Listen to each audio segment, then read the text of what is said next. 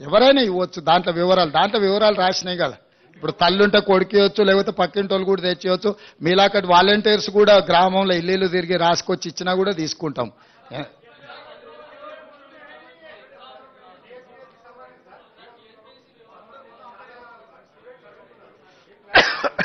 TSPSC విషయంలో మేము కూడా మీ దృష్టికి తీసుకురావాల్సిన అవసరం ఉంది. నిరుద్యోగ యువకులకు చెప్పాల్సిన అవసరం ఉంది.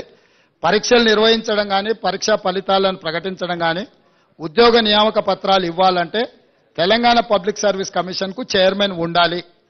చైర్మన్ లేకుండా ఈ ప్రక్రియ ఏది జరగదు.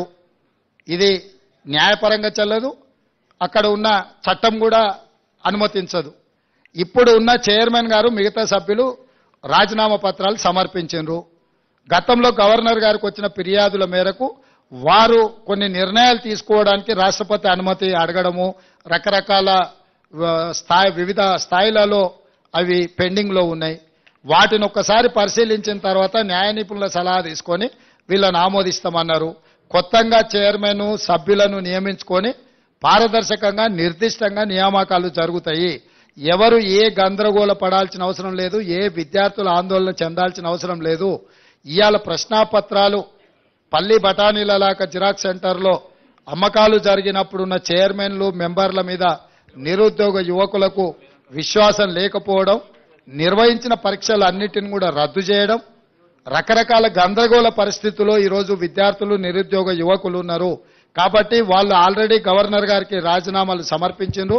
నాకు తెలిసి నెక్స్ట్ 4-5 రోజుల్లో గవర్నర్ గారు వీటి విషయంలో నిర్ణయం తీసుకోబోతున్నారు.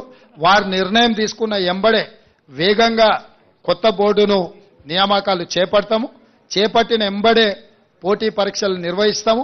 పోటీ పరీక్షల ఫలితాలను ప్రకటించి పారదర్శకంగా సంవత్సరం తిరిగే లోపల డిసెంబర్ 9, 2024 లోపల క్యాలెండర్ డేట్ మేము రిలీజ్ చేసినాము. ఖచ్చితంగా సంవత్సరం తిరిగే లోపల 2 లక్షల ప్రభుత్వ ఉద్యోగ ఖాళీలను భర్తీ చేస్తాము. పారదర్శకంగా చేయడానికి అవసరమైన నిర్ణయాలు, సాంకేతికపరమైన న్యాయపరమైన అంశాలను పూర్తిగా విశ్లేషించుకొని ముందుకెళ్తుంది ప్రభుత్వం. రేవంత్ సాబ్ సీఎం గారు